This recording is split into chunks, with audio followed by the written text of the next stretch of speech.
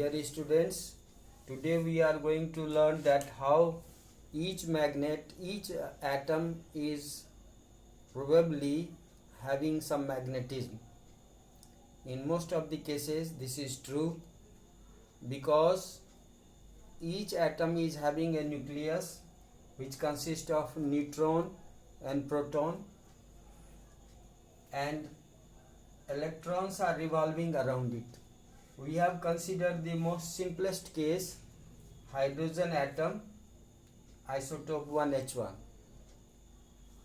So here we see we may not have this neutron over there in this case, but in general we can say we have neutron in the nucleus and proton in the nucleus. For this isotope we have 1H1. Now you see electron is revolving around the nucleus, positive charge is in the center, the most dense part. Due to this revolution of electron, you can see that charge is moving. As charge is moving, so charge is flowing, and what is the charge flown per second, that will give us current. Once we have some current flowing and that is having some cross sectional area, you see it is having a circular path, so that is having some area. So current into area gives us magnetic dipole moment produced by the charge moving. So that way we will proceed shortly how we are going to find the magnetic dipole moment due to orbital motion of the electron. You see electrons are having two type of motion. One motion is it is revolving around the nucleus. This is called orbit of the electron, and this motion is called orbital motion. Apart from this, electron may have some spin motion, means as you just compare it with the motion of earth, earth is having motion about the sun, around the sun, we can call it orbital motion, and earth is also rotating on its own axis, due to which day and night is formed. That is called, that is say spin motion. So electrons, we may have these two motions. We are rightly now concerned with the orbital motion of the electron, which is producing some magnetic dipole moment known as orbital magnetic dipole moment. But when we later sometime consider what is magnetic dipole moment, spin dipole moment, that is due to spin motion of the electron. We are not talking about spin motion, we are concerned with the orbital motion of the electron. So let us start. You know, I is total charge current, total charge flown by total time taken, and total charge flown is 1 electron in this case, so we take E. And what is the time taken? That much time is taken to complete in one rotation. So the one electronic charge is moving in a time in which the electron completes one rotation. So what is the time in which it completes the one rotation? It is called time period. And you know, if you use the relation S is equal to UT, total distance is equal to speed into time, we can have total time period, means time required to complete one rotation, time period, is total distance covered, that is the circumference of the circular path, which is equal to 2 pi r, and that divided by speed of the electron, which is known as orbital velocity of the electron. So time period T is equal to 2 pi r by V. Now on putting the value for capital T in this expression, we have I is equal to 2 pi r by V, and that V goes in the numerator, it becomes EV by 2 pi r. This is the total current produced due to flow of electron around the nucleus.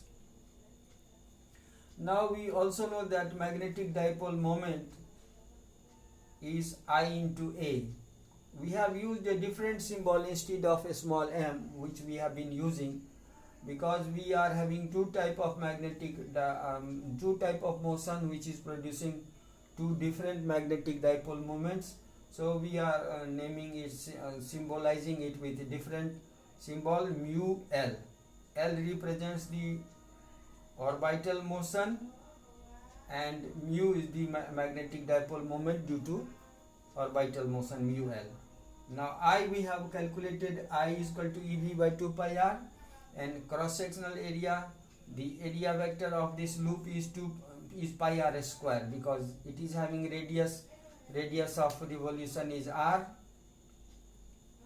So we have I into A, that is I value is EV by 2 pi r, and into area, that is pi r square. On cancelling the pi and r, we get EVR by 2. So half EVR is the orbital magnetic dipole moment. Now we want to use it in some format which will be helpful. We will right now see. So this format is, we want to introduce angular momentum.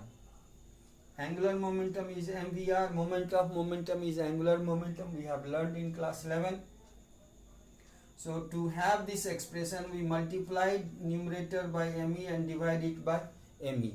So there is no change, we have done no change in the expression, overall expression, but now we get MVR, and this MVR is nothing but angular momentum.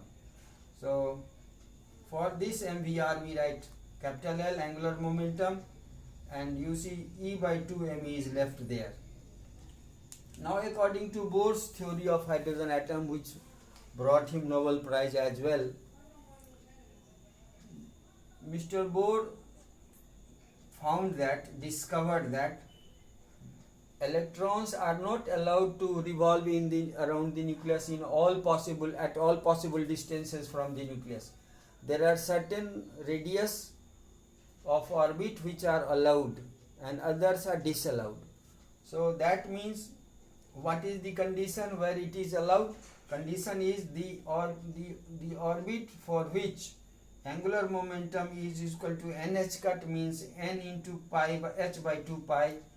That if angular momentum is equal to nh cut or n into h by 2 pi, then only the orbit is allowed, means electron will remain stable in that orbit only, for which the angular momentum of the electron is equal to nh cut or nh by 2 pi.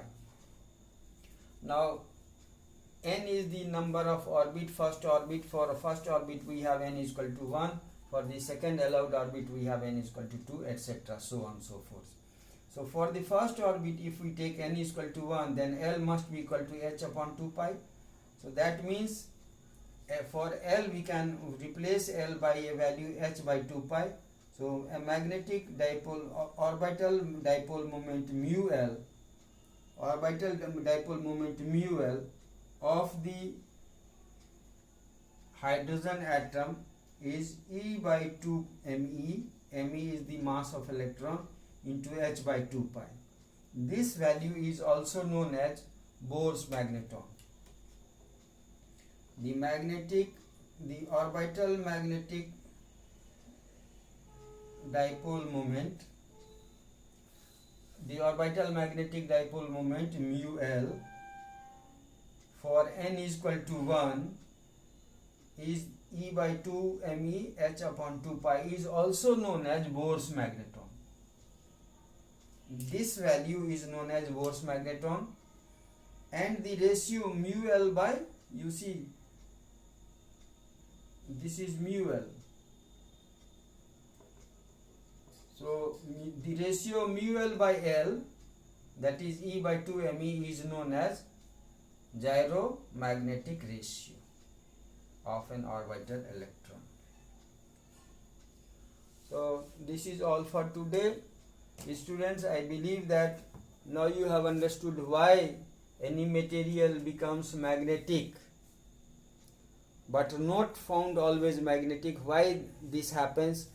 It happens because if the two magnets, say one atom is having north pole in this direction and another magnet, that is another atom, is having is placing its north pole in opposite direction, these two will cancel each other's effect. North pole is cancelling the south pole, so it will cancel the effect, and therefore the material may not show magnetism. Though magnetic property, each atom is having magnetic property, but still the material as a whole may not be showing magnetism.